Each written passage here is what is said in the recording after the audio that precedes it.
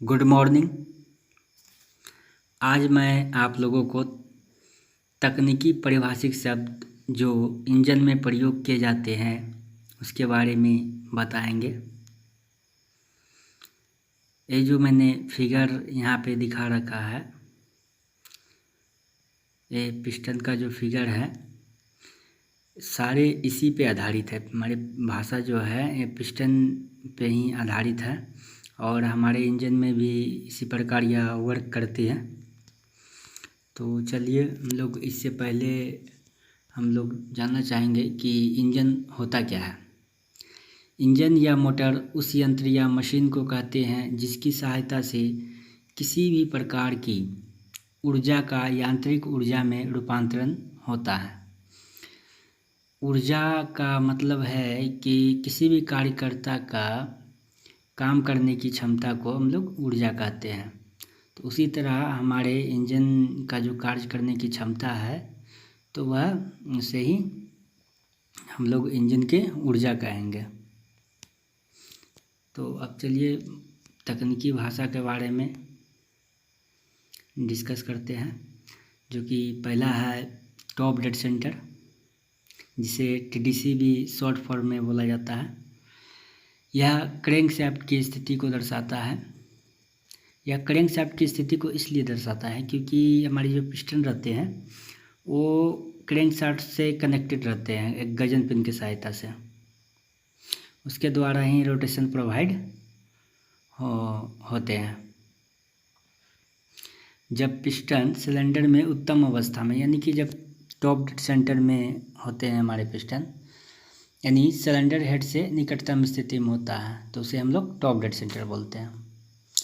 अब है bottom dead centre, जिसे शॉर्ट फॉर्म में वीडीसी बोला जाता है। यह क्रैंक शाफ्ट की स्थिति को दर्शाता है जब पिस्टन सिलेंडर में निम्नतम अवस्था यानी कि नीचे की ओर होता है, यानी सिलेंडर हेड से अधिक दूर की स्थिति में होता है, तो उसे हम लोग बॉटम डेड सेंटर कहते हैं।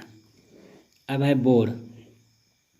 इंजन के सिलेंडर के व्यास को बोर के रूप में जाना जाता है। इंजन के जो सिलेंडर हैं उसके जो डायमीटर होते हैं उसे ही हम लोग बोर के रूप में जानते हैं। अब है स्ट्रोक। पिस्टन द्वारा टीडीसी से बीडीसी तक तय की गई दूरी को स्ट्रोक कहते हैं। पिस्टन जो हमारे बीडीसी टू टीडीसी यानी कि बॉटम डेड सेंटर से टॉप डेड सेंटर और टॉप डेड सेंटर से बॉटम डेड सेंटर जो दूरी तय करती है उसे ही हम लोग स्ट्रोक कहते हैं। अब है क्लियरेंस वॉल्यूम। सिलेंडर में पिस्टन के ऊपर का परिमाण जब पिस्टन टीडीसी अवस्था यानी टॉप डेड सेंटर की अवस्था में होता है तो उसे क्लियरेंस वॉल्यूम के रूप में जाना जाता है।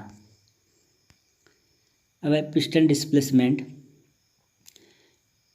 पिस्टन डिस्प्लेसमेंट या फिर पिस्टन विस्थापन। जब पिस्टन टीडीसी से यानी टॉप डेड सेंटर से बॉटम डेड सेंटर तक दूरी तय करता है, इस समय जो परिमाण वॉल्यूम विचलित होता है पिस्टन डिस्प्लेसमेंट कहलाते हैं। यानी कि देखिए piston displacement is equal to π/4 cylinder and into cylinder bore का स्क्वायर इंटू स्ट्रोक। यह जो यहाँ पे जो कि वॉल्यूम क्रिएट करते हैं टीडीसी से बीडीसी तक जो दूरी तय करती है हमारी पिस्टन, तो वहाँ जो परिमाण निकलते हैं विचलित होते हैं उसे ही हम लोग क्या बोलते हैं, पिस्टन डिस्प्लेसमेंट कहते हैं। अब है इंजन कैपेसिटी, इंजन क्षमता। यह कुल पिस्टन विस्थापन या सभी सिलेंडरों का विचलित परिमाण है। यदि सिलेंडरों की संख्या n है और पिस्टन डिस्प्लेसमेंट vs है तो इंजन डिस्प्लेसमेंट या इंजन क्षमता vd के द्वारा दर्शाई जा सकता है।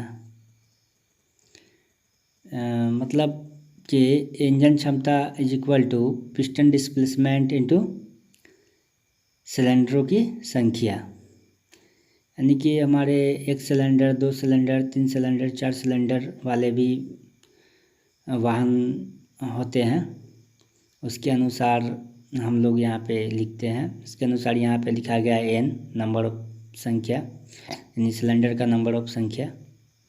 अब है कंप्रेशन रेशो, जिसे संपीड़न अनुपात बोलते हैं।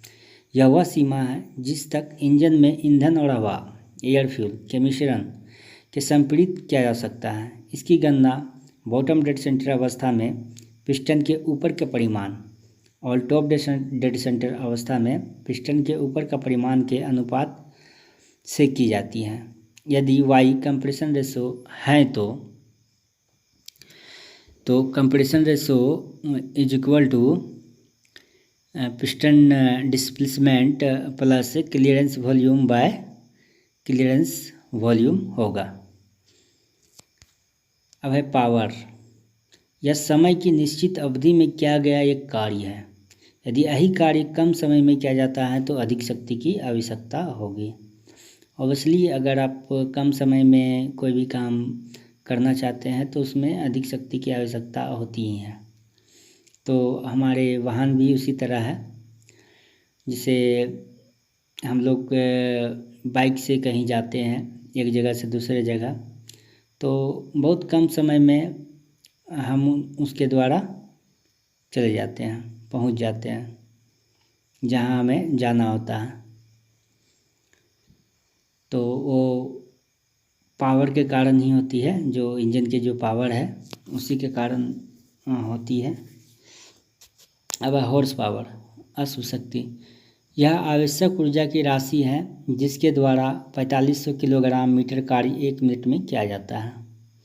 हॉर्स पावर का मतलब है इंजन के जो शक्ति होती है, मतलब कि जो पावर होती है, उसकी पावर की जो आउटपुट होती है, यानी शॉर्ट फॉर्म में बोला जाए तो इंजन की क्षमता का जो आउटपुट होती है उसे ही हम लोग हॉर्स पावर कहते हैं। अब है इंडिकेटेड हॉर्स पावर। वह शक्ति जो इंजन सिलेंडर के भीतर विकसित होता है उसको हम लोग इंडिकेटेड हॉर्स पावर कहते हैं। अब है ब्रेक हॉर्स पावर। यह वास्तविक शक्ति है जो क्रैंकशाफ्ट पर उत्पन्न होती है। इसे इंडिकेटेड हॉर्स पावर से इंजन में विभिन्न हानियों को घटाकर प्राप्त किया जाता है। देखिए मैंने यहाँ फिगर दिखा रखा है। ये हमारे टॉप डेड सेंटर पे है और ये बॉटम डेड सेंटर पे है। यहाँ पे जो खाली स्थान बचा हुआ है थोड़ा, इसी को हम लोग क्लियरेंस वॉल्यूम बोलते हैं। और यहाँ से यहाँ तक का जो है ये बोर डायमीटर, ये बोर है हमारा, इसके ही बोर के व्यास के रूप में जाना जाता है। और यह जो है पिस्टन जो हमारा ये मूव करता है बॉटम डेड सेंटर से टॉप डेड सेंटर के तक। तो चलिए अब है फ्रिक्शन हॉर्स पावर। यह शक्ति हानि है जो विभिन्न संगम घटकों के बीच घर्षण द्वारा होती है। पिस्टन जो हमारा मूव करता है अप एंड डाउन, तो ऑब्वियसली इसमें घर्षण क्रिएट होते ही होंगे, तो उसके कारण हमारे पिस्टन कभी कभी ख़राब भी हो जाते हैं, जिसे हमें चेंज करनी पड़ती हैं। अब है इंजन टॉर्क या इंजन आघूर्ण। यह घूर्णन बल है जो किसी प्रदाय छंद में क्रैंकशाफ्ट के चारों ओर कार्यरत रहता है। यह न्यूटन मीटर में व्यक्त किया जाता है। इंजन टॉर्क वाहन संचालन प्रणाली से होकर सड़क पहियों तक पहुंचता है। इंजन टॉर्क द्वारा ही वाहन के पहिए घूमते हैं तथा वाहन सड़क पर आगे बढ़ती है, तो उसे ही हम लोग इंजन टॉर्क कहते हैं। Thank you.